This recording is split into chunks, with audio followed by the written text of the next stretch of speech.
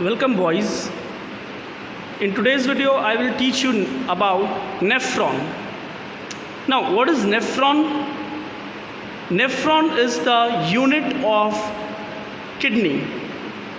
It is the unit of kidney because around 1 million nephrons are present in a single kidney.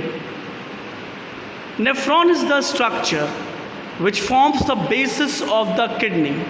It is the structure which helps in the filtration of the blood which are carrying excretory products.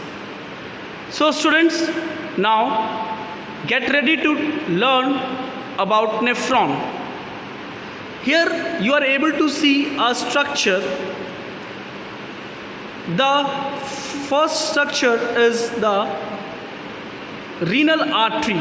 This is the renal artery from where the blood containing excretory material comes into the glomerulus. Glomerulus is a tuft of blood capillary which is inside a cup-shaped structure known as Bowman's capsule. Okay students, now that means the artery gives waste material laden blood to the Bowman's capsule by a structure called glomerulus. The excretory products containing blood comes from the artery through the glomerulus, and after giving waste material to the Bowman's capsule, the refined blood goes outside through the renal artery. You can also name it the coming artery is known as afferent, and the artery which is going outside of the Bowman's capsule is known as efferent. So A for afferent artery, E for efferent artery. Fine. Now students, the filtrate, that means the excretory materials which has been taken out from the Bowman's capsule, from the glomerulus into the Bowman's capsule are kept here. The permeability of the glomerulus is 25 times more than the artery. As artery has also got permeability, so that is the reason for the forming of lymph. But the arteries of the glomerulus are 25 times more permeable for the filtrates to come them into the Bowman's capsule. So due to the permeability of the glomerulus, due to the pressure of the blood in the artery, the filtrates comes into the Bowman's capsule. Here filtrate means the excretory materials of the blood which has come into the Bowman's capsule.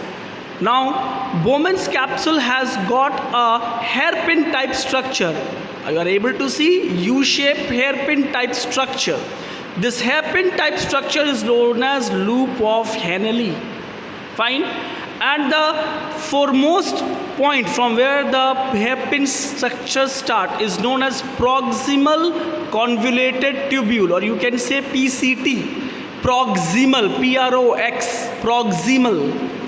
And the loop which ends here, this point is known as distal convoluted tubule, or DCT. You are able to see that here there is a bend. There is a bend. This bend is known as DCT. Fine boys.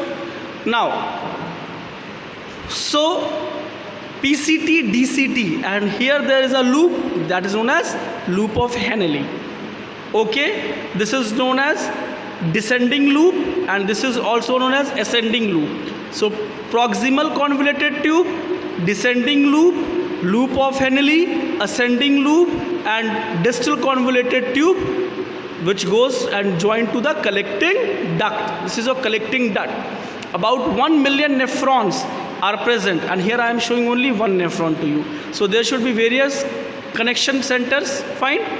Okay, and this is known as collecting duct. This is connection centers, and this is known as collecting duct. Okay. Now boys, we will go with the function. Fine. So here I will tell you the functions.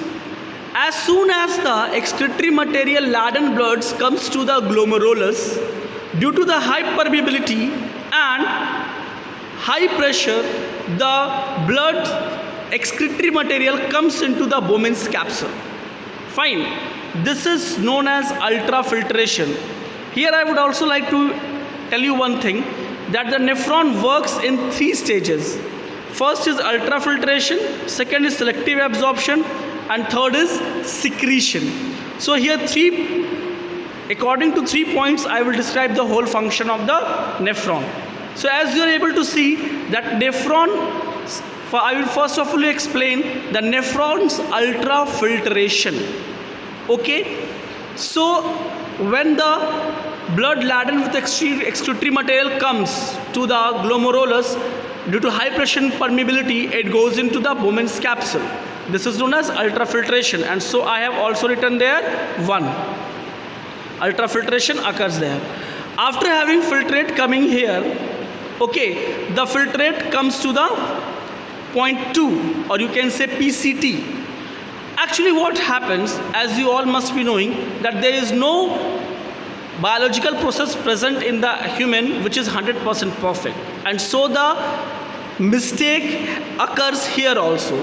What happens, that with the excretory material, the useful substances like hormones, vitamins, glucose, amino acids, phosphate, water, sodium, chlorine, potassium and hydrogen ion, these also comes with the filtrate, which are essential for the body. That means while doing ultrafiltration, we are also losing some of the important and basic components which were necessary for our body has come in the nephron to get out of the body. But here the nephron rectifies its, or you can say corrects its mistake. How? It does selective absorption. How does it do selective absorption? In point 2, that means you can say PCT, proximal convoluted tubule or descending loop, it reabsorbs these useful substances back into the blood. You can see efferent artery, efferent artery is there. Efferent artery absorbs back what it has lost in glomerulus, it absorbs back here. Okay, if it does not absorb here, the selective absorption also occur here. See, I have written 2, here 2, and here also 2. These all are the points. Total I have put 4 points. At 4 points I have written 2. That means these are the major portion where the selective reabsorption occurs. Selective reabsorption occurs at PCT, selective reabsorption occur at loop of Henle, selective reabsorption occur at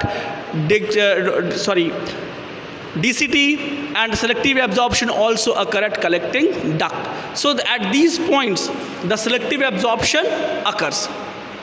Now students, we will go with the secretion.